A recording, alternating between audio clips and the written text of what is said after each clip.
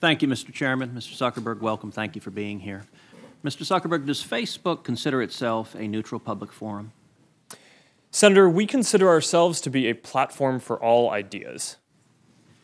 Let me ask the question again. Does Facebook consider itself to be a neutral public forum? And representatives of your company have given conflicting answers on this. Are you a First Amendment speaker expressing your views, or are you a neutral public forum allowing everyone to speak? Senator, here's how we think about this. I don't believe that there is certain content that clearly we do not allow, right? Hate speech, terrorist content, nudity, anything that makes people feel unsafe in the community. From that perspective, that's why we generally try to refer to what we do as a platform for all ideas. Let me try, just because the time is constrained. It's just a simple question. The predicate for Section 230 immunity under the CDA is that you are a neutral public forum. Do you consider yourself a neutral public forum, or are you engaged in political speech, which is your right under the First Amendment? Well, Senator, our goal is certainly not to engage in political speech. I'm not that familiar with the specific legal language of the law that you speak to, so I would need to follow up with you on that. I'm just trying to lay out how broadly I think about this. Well, Mr. Zuckerberg, I will say there are a great many Americans who I think are deeply concerned that Facebook and other tech companies are engaged in a pervasive pattern of bias and political censorship. There have been numerous instances with Facebook. In May of 2016, Gizmodo reported that Facebook had purposely and routinely suppressed conservative stories from trending news, including stories about CPAC, including stories about Mitt Romney, including stories about the Lois Lerner IRS scandal, including stories about Glenn Beck. In addition to that, Facebook has initially shut down the Chick-fil-A Appreciation Day page, has blocked a post of a Fox News reporter, has blocked over 24 Catholic pages, and most recently blocked Trump supporters Diamond and Silk's page with 1.2 million Facebook followers after determining their content and brand were, quote, unsafe to the community. To a great many Americans, that appears to be a pervasive pattern of political bias. Do you agree with that assessment? Senator, let me say a few things about this. First, I understand where that concern is coming from because Facebook and the tech industry are located in Silicon Valley, which is an extremely left-leaning place.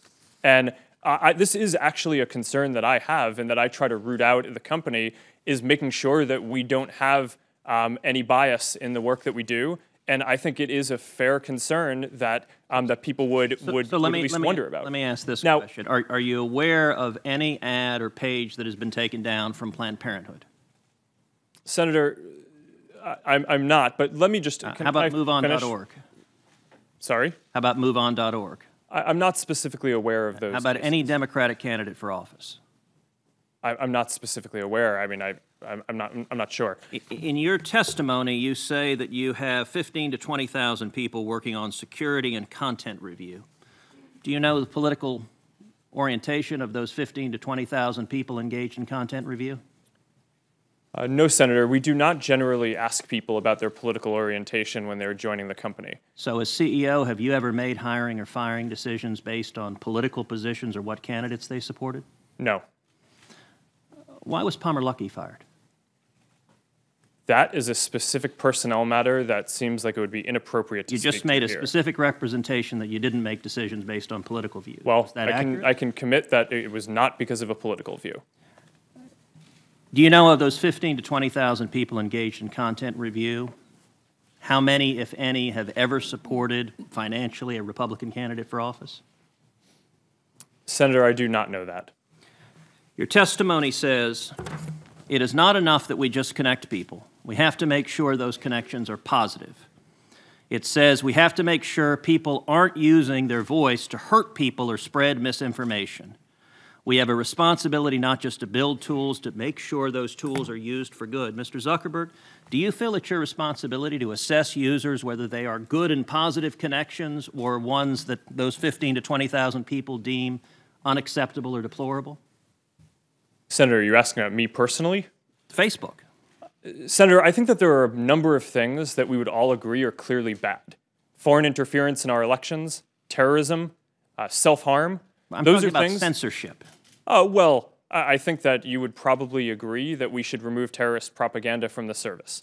So that, I agree, I think is clearly bad activity that we want to get down, and we're generally proud of how well we do at that. Now, what I can say, and I do want to get this in before the end here, is that I am very committed to making sure that Facebook is a platform for all ideas. That is a very important founding principle of what we do. We're proud of the discourse and the different ideas that people can share on the service.